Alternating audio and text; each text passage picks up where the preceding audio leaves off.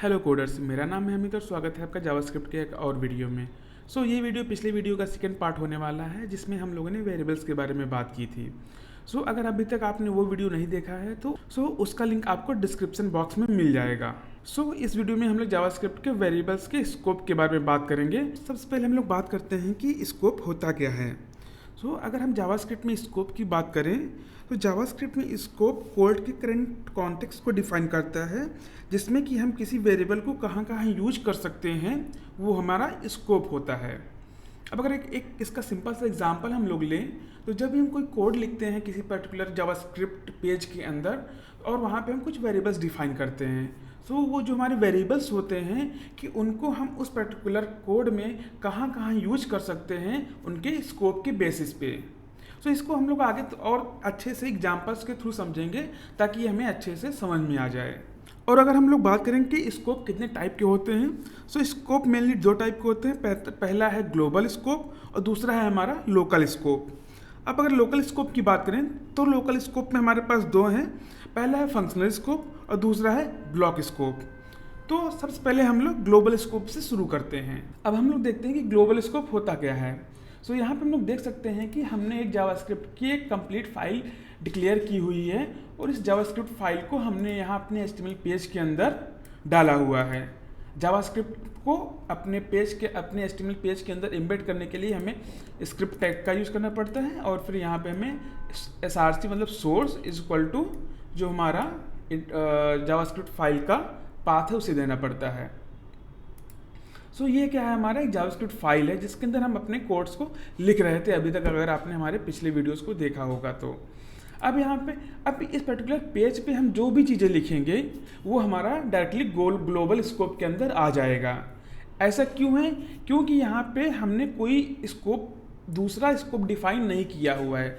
दूसरा स्कोप मतलब ना ही हमने यहाँ पे कोई दूसरा फंक्शन लिखा हुआ है और ना ही हमने यहाँ पे कोई दूसरा कर्ली ब्रेसेस लिखा हुआ है। जैसे ही हम लोग कोई फंक्शन लिखते हैं या फिर हम कोई इफ़ कंडीशन या फिर एक लूप लगाते हैं तो वो हमारा लोकल स्कोप ऑटोमेटिक क्रिएट हो जाता है। बट जब तक हम लोग कुछ नहीं लिखते हैं तब तक हमारा जो भी चीज़ें होती हैं वो ग्लोबल स्कोप में ही होती हैं। और ग्लोबल स्कोप में जो भी हम लोग डिफाइन करते हैं वो ग्लोबल स्कोप के अलावा हम उसे फंक्शन स्कोप या ब्लॉक स्कोप के अंदर भी यूज कर सकते हैं। अब जैसे हम लोग चलिए करते हैं, एक वेरिएबल डिफाइन करते हैं var hero is equal to spider man. ये हमारा क्या है, एक वेरिएबल डिक्लेयर हुआ है जो कि कहाँ पे है, ग्लोबल स्कोप में डिफाइन हुआ है। अब अगर इस वेरिएबल को हम चाहे जहाँ चाहें वहाँ यूज कर सकते हैं और जैसे चाहें वैसे यूज कर सकते हैं। चलिए इसको हम प्रिंट करते हैं। अब जैसे हम इसको प्रिंट करेंगे तो यहाँ पे ब्राउज़र में कंसोल में हम लोग देख सकते हैं कि हमें स्पाइडरमैन प्रिंट हुआ दिखाई दे रहा है। ये क्या है, हमारा ग्लोबल स्कोप में है। इसी प्रकार से हम चाहें तो दूसरा वेरिएबल भी डिक्लेयर कर सकते हैं। उसके लिए हम लोग लेट कीवर्ड ले लेते हैं, जैसा कि हमने अपने पिछले वीडियो में देखा था कि हम किसी भी वेरिएबल को तीन तरीके से डिफाइन कर सकते हैं। पहला है वार, दूसरा है लेट और तीसरा है कॉन्स्ट। यहाँ पे हमने वार से डिक्लेयर कर लिया है। अब हम लेते हैं किसका एग्जाम्पल, लेट का एग्जाम्पल लेते हैं। My hero is equal to iron man.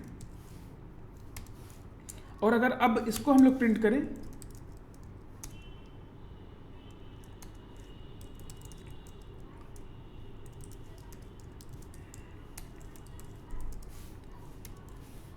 तो हमें यहाँ पे पहले कंसोल लॉग में हमें मिल रहा है क्या, हीरो स्पाइडरमैन। दूसरे में हमें मिल रहा है माई हीरो जिसका आउटपुट क्या आ रहा है, आयरन मैन आ रहा है।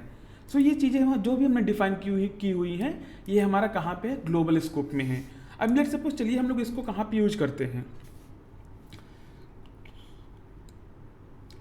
अब चलिए हम एक फंक्शन डिक्लेयर करते हैं और उस फंक्शन के अंदर इस वेरिएबल को हम यूज करके चेक करते हैं कि जो भी हमने वेरिएबल्स को ग्लोबल स्कोप में डिफाइन किया हुआ है उसे हम लोग अपने फंक्शन स्कोप या ब्लॉक स्कोप में यूज कर पाते हैं कि नहीं कर पाते हैं। हम लोग एक फंक्शन डिफाइन करते हैं प्रिंट हीरो और अपने हीरो को प्रिंट करते हैं।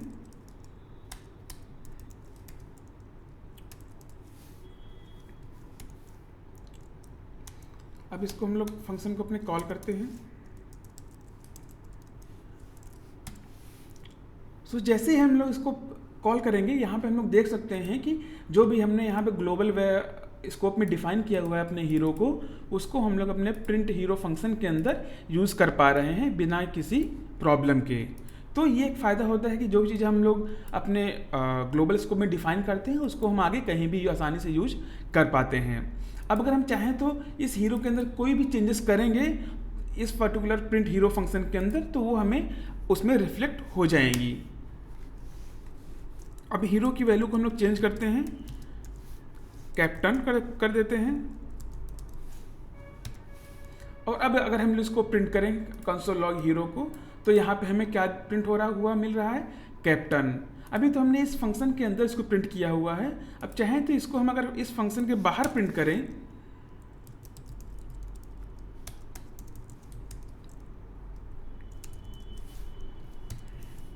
तब पर भी हमें क्या मिल रहा है, यहाँ पे कैप्टन मिल रहा है। मतलब कि जो हमारा ब्लॉक स्कोप है उसके अंदर अगर हम अपने ग्लोबल स्कोप के वेरिएबल को अगर चेंज करेंगे तो उसका इफेक्ट उस पर हमेशा बना रहेगा। तो ये क्या हो गया हमारा, ये हो गया हमारा ग्लोबल स्कोप के वेरिएबल्स। ग्लोबल स्कोप में क्या है कि ग्लोबल स्कोप में जो भी सारे वेरिएबल्स हम लोग डिफाइन करेंगे उन्हें हम थ्रू आउट द पेज कहीं भी यूज कर सकते हैं, चाहे वो हमारा फंक्शन स्कोप है चाहे वो हमारा ब्लॉक स्कोप है। और ग्लोबल स्कोप में जो भी वेरिएबल्स हम डिक्लेयर करते हैं उन्हें हम किसी भी नाम से डिक्लेयर कर सकते हैं, मीन्स किसी भी कीवर्ड के थ्रू डिक्लेयर कर सकते हैं, चाहे वो वार हो चाहे वो लेट हो। ये तो हो गया हमारा ग्लोबल स्कोप। अब दूसरा है हमारा लोकल स्कोप, जिसके अंदर हमारा कौन कौन सा आता है, फंक्शन स्कोप और ब्लॉक स्कोप। चलिए सबसे पहले देखते हैं कि ब्लॉक स्कोप और फंक्शन स्कोप होता क्या है। अब यहाँ पे लोग देख सकते हैं कि हमने यहाँ फंक्शन डिफाइन किया हुआ है। सो इसके अंदर जितनी भी चीज़ें हैं वो हमारी किस में है, फंक्शन स्कोप के अंदर हैं। सो ये क्या हो गया हमारा फंक्शन स्कोप। बट एक दूसरा है हमारा क्या है, ब्लॉक स्कोप। जब भी हम कोई कंडीशन लिखते हैं, लेट्स सपोज हमने एक कंडीशन लिखते हैं, इफ़ माई हीरो और करली ब्रेसेस। सो अब इस पर्टिकुलर ब्रेसेस के अंदर जितनी भी चीज़ें हम लिखेंगे वो हमारा किसके अंदर आएगा, ब्लॉक स्कोप के अंदर आएगा। सो ये होता है डिफरेंस हमारा फंक्शन स्कोप के अंदर, फंक्शन स्कोप और ब्लॉक स्कोप। सो जैसे कि हम लोग जानते हैं कि जो वार कीवर्ड है हमारा, उसके थ्रू जो भी वेरिएबल हम लोग डिक्लेयर करते हैं वो हमारा फंक्शन स्कोप के अंतर आता है। जैसा कि इस चीज़ को हमने अपनी पिछली वीडियो में भी देखा हुआ था। बस चलिए अब इसको थोड़ा सा और डिटेल में हम लोग समझते हैं। हम यहाँ पे एक वेरिएबल ले लेते हैं, इज ब्लॉक इक्वल टू, इस पर हम लोग क्या कर देते हैं, ट्रू वैल्यू डाल देते हैं जो कि हमारा बुलियन है। ठीक है, इसको हम कंसोल को यहाँ से हटा देते हैं।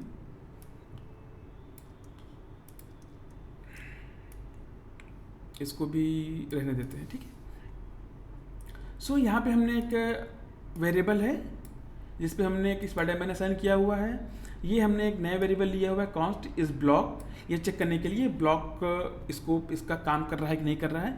अब इस ब्लॉक को हम इस इफ़ के अंदर डाल देते हैं।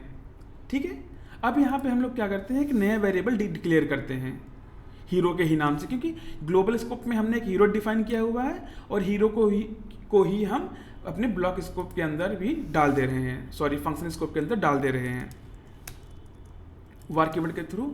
और यहाँ पे हमने इसको हीरो को प्रिंट कराया हुआ है। ठीक है, अब इस समय हम इसको हटा देते हैं थोड़ी देर के लिए। ठीक है, अब यहाँ पे हमें आउटपुट क्या मिलना चाहिए, जैसे कि हमने इसके पहले क्या देखा था कि अगर हम लोग यहाँ पे हीरो पे कुछ भी चेंज कर रहे थे तो हमें हीरो की चेंज की हुई वैल्यू इस पर्टिकुलर फंक्शन के बाहर भी मिल रही थी। बट अगर अब इसको हम लोग प्रिंट करें और देखते हैं हमें क्या मिलता है, पहले तो हमें क्या मिल रहा है, कैप्टन मिल रहा है, और उसके बाद हमें क्या मिल रहा है, स्पाइडरमैन मिल रहा है।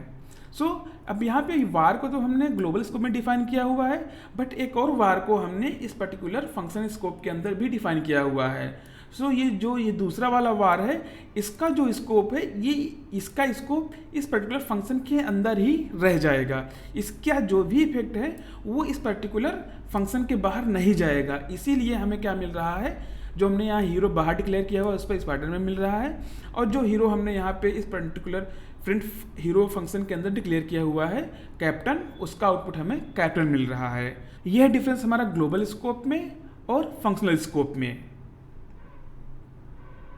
अब चलिए देखते हैं ब्लॉक स्कोप में सेम चीज़ को करके।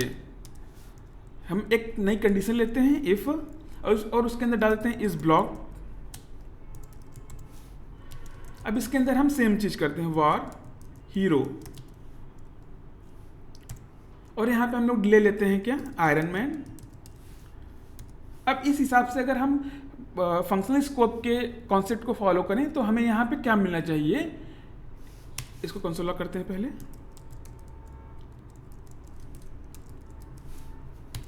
हाँ, तो अगर हम इस फंक्शनल स्कोप के कॉन्सेप्ट को फॉलो करें तो जैसे ही यहाँ पे हमने हीरो को कंसोल लॉग किया है तो हमें यहाँ पे कैप्टन मिल रहा था, ठीक है, और यहाँ पे हमें क्या मिल रहा था, स्पाइडरमैन मिल रहा था। अगर सेम कॉन्सेप्ट हमारा यहाँ पे ब्लॉक स्कोप में फॉलो होगा तब हम ये कह सकते हैं कि वार भी हमारा ब्लॉक स्कोप है। अगर ये कॉन्सेप्ट फॉलो नहीं होगा तब हम कहेंगे क्या कि ये हमारा फंक्शनल स्कोप है, इस वार का कॉन्टेक्स्ट।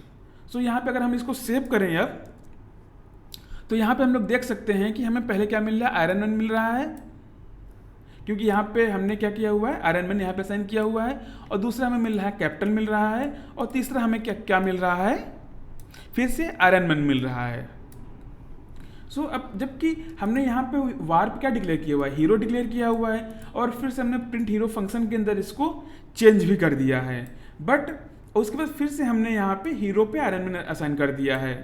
अब यहाँ पे हम लोग इसको फिर से एक बार देखते हैं कि यहाँ पे अब इसको हमने फिर से क्या किया हुआ है, प्रिंट किया हुआ है आयरन मैन को हीरो के थ्रू। सो इफ़ के अंदर हमें जो भी चीज़ें प्रिंट हमने डिक्लेयर किया हुआ है वार का, वो इस पे बाहर वाले पे पूरी तरीके से ओवरराइट कर दे रहा है, मतलब कि बाहर जो चीज़ें हमने डिक्लेयर की हुई हैं उसको वो चेंज कर दे रहा है। अगर वो चेंज ना करता तो बाहर हमें क्या मिलता, स्पाइडरमैन मिलता आयरन मैन की जगह पे। सो ये क्या हो गया हमारा ग्लोबल स्कोप। सो ये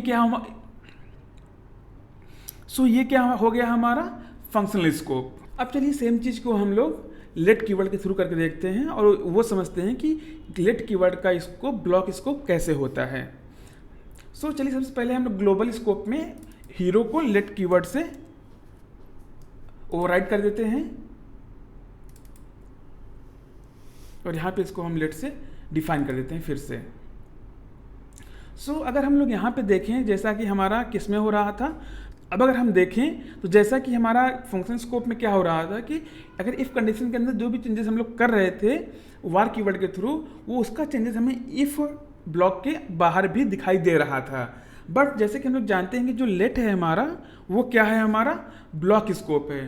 सो इसका मतलब ये होना चाहिए कि इफ ब्लॉक के अंदर जितनी भी चेंजेस हमने हीरो कीवर्ड के ऊपर, हीरो वेरिएबल के अंदर ऊपर किए हुए हैं, उसका आउटपुट हमें उसके बाहर नहीं मिलना चाहिए। अब अगर हम लोग फंक्शन स्कोप के चीज़ को यहाँ पे कॉपी करें तो हमें पहले तो क्या मिलना चाहिए, स्पाइडरमैन मिलना चाहिए, और दूसरा जो हमारा आउटपुट है हीरो का उस पर क्या मिलना चाहिए, आयरन मैन मिलना चाहिए। बट जबकि जैसे हम लोग जानते हैं कि जो हमारा लेट है वो क्या है, हमारा ब्लॉक स्कोप है, तो हमें इसका आउटपुट वैसा नहीं मिलेगा जैसा कि हम लोग सोच रहे हैं अभी तक। अब अगर देखें तो हमारा जो हीरो है उसका आउटपुट क्या है, सबसे पहले स्पाइडरमैन है जो कि यहाँ प्रिंट हो रहा है, सही है। और इस इफ ब्लॉक के अंदर हमने हीरो की वैल्यू को फिर से चेंज किया हुआ है जिसका नाम क्या है, आयरन मैन, और उसके बाद फिर हमने इसको प्रिंट किया हुआ है। बट जैसे कि हम लोग देख सकते हैं कि यहाँ पे हमें इसका आयरन मैन ना मिल करके क्या मिल रहा है, स्पाइडरमैन मिल रहा है।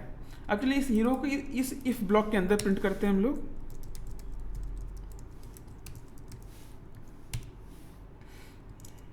और अगर अब यहाँ पे हम लोग इसका आउटपुट देखें तो हमें क्या मिल रहा है, आयरन मैन मिल रहा है। सो यहाँ पे हम लोग ये देख सकते हैं कि लेट कीवर्ड के थ्रू जितने भी चेंजेस हमने किए हुए हैं इस पर्टिकुलर इफ ब्लॉक के अंदर, उसके चेंजेस उसी स्कोप में रह जा रहे हैं। मतलब कि जितना स्कोप इस इफ का है उसी स्कोप के अंदर ये लेट कीवर्ड काम कर रहा है और उसके बाहर उसका इफेक्ट नहीं आ रहा है। तो ये क्या है, हमारा ब्लॉक स्कोप। अब सेम चीज़ हमारा कॉन्स्ट कीवर्ड के थ्रू भी आता है। अगर हम इसको चेंज करें, यहाँ पे कॉन्स्ट कर देते हैं, यहाँ पे इसको हम लोग कॉन्स्ट कर देते हैं, और अब इसको सेव करें तो सेम आउटपुट हमारा जैसा लेट का था सेम आउटपुट हमें हमारा मिल रहा है। और जैसे कि हम लोग जानते भी हैं कि अगर कॉन्स्ट पे अगर कोई भी चीज़ एक बार डिक्लेयर हो गई है तो उस पर दोबारा कोई भी चीज़ हम लोग रीअसाइन नहीं कर सकते हैं। सो बट इसको समझना ज़रूरी है कि हाँ, कॉन्स्ट पर भी हमारा ब्लॉक स्कोपिंग अप्लाई होती है। सो ये हो गया हमारा ग्लोबल स्कोप, फंक्शनल स्कोप और ब्लॉक स्कोप। और अगर अब भी आप लोगों के अंदर कोई डाउट है तो आप प्लीज़ कमेंट करिए, हम उसको क्लियर करेंगे।